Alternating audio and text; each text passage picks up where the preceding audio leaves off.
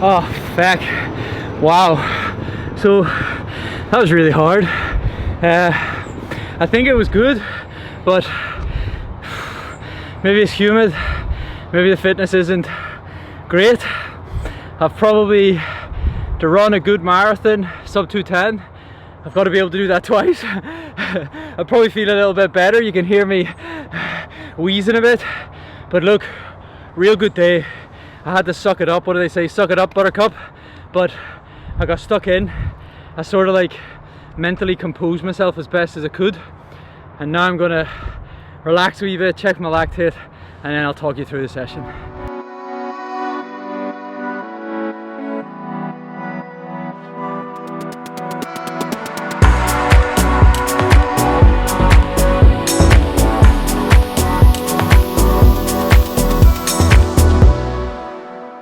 Alright, so we're here. This is Victoria Park. Call this like the cheat loop, but it's not a cheat loop. It's just very flat, very fast. But then one thing it does allow you to do is just control the effort a little bit better. So what I'm going to do is get a little bit of a warm-up done. It'll just be probably 2.5 mile jog. I'll come back, do some drills, and then we'll sort of talk through what the session's going to be. But we're looking at a sort of bit of tempo work, but we'll talk that through after the warm-up. Let's get the warm-up done.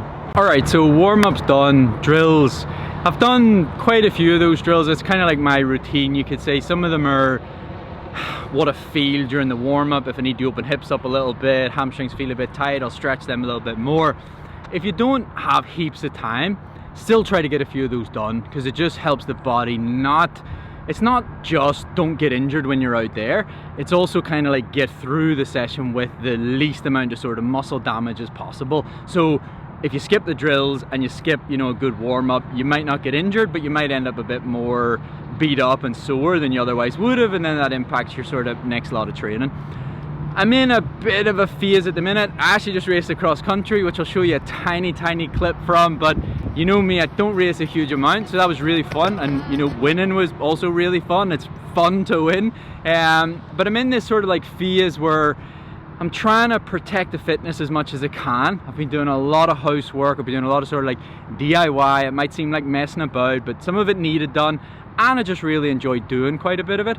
So the phase of training that I'm in is starting to lead towards a marathon, but it's kind of like, I mean, put it this way, I should already be training for the marathon because it's probably within like 8 weeks or even less than that.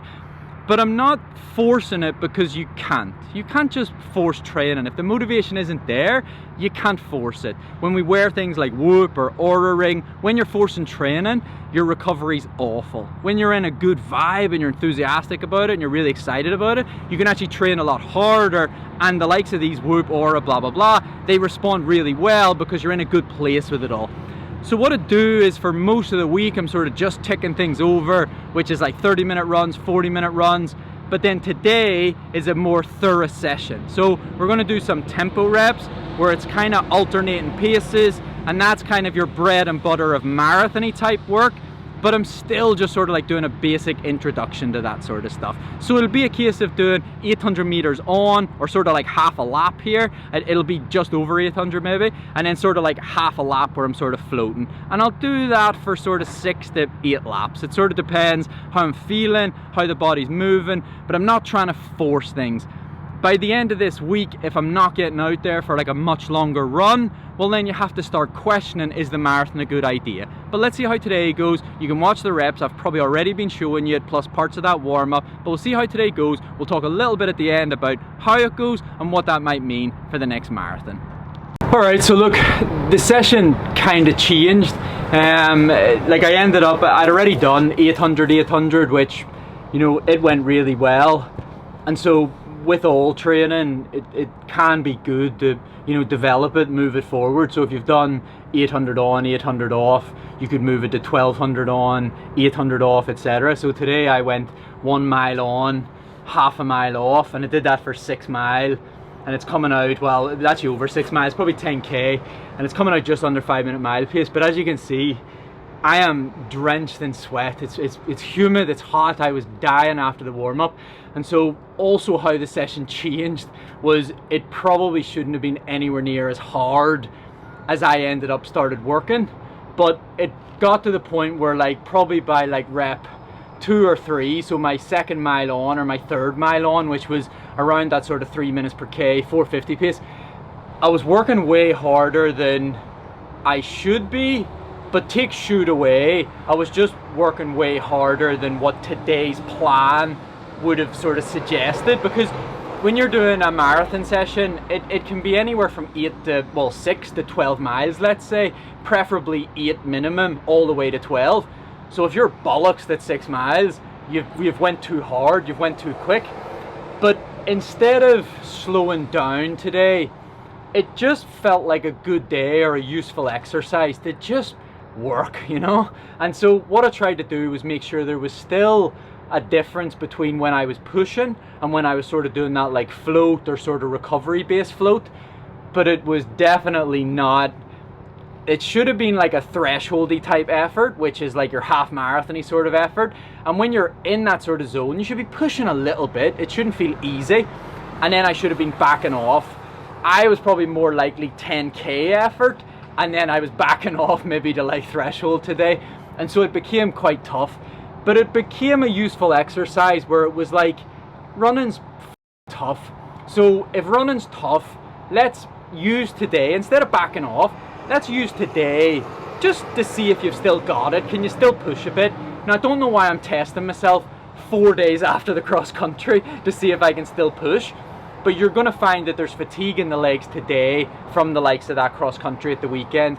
And I've been doing some steadier runs on the grass to get familiar with sort of the cross country surface and stuff. And so, lesson probably learned, but the body also adapts. Or it might just be the humidity. My Whoop this morning said that my recovery was 39%. And so I might just also be a bit tired. And so that's where you go easy on yourself and you don't beat yourself up for not nailing something or executing something the way you wanted it to.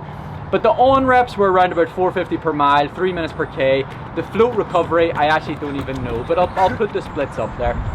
Guys, I want to really appreciate that you're watching, you know, the subscribers, thank you so much. The likes, the comments, everything, it helps support everything that I'm doing. You can check out the training plans on joggingroom.com. All the merchandise that you've seen throughout this video, you can check that out at joggingclo.com. I've also started doing tailored plans, and that means that if you get in touch with me, we'll take a look at what your next goal race is, and it'll act like a bit of a consultation. That means that we'll go through your sort of training history, what sort of mileage you run, your sort of family and work situation, where you can fit training in, and then perhaps I can find some of the gaps in your training, that perhaps why you haven't achieved some of the goals that you know you've wanted to achieve. So you can also check that out on joggingclo.com. But thanks so much for watching, and take care.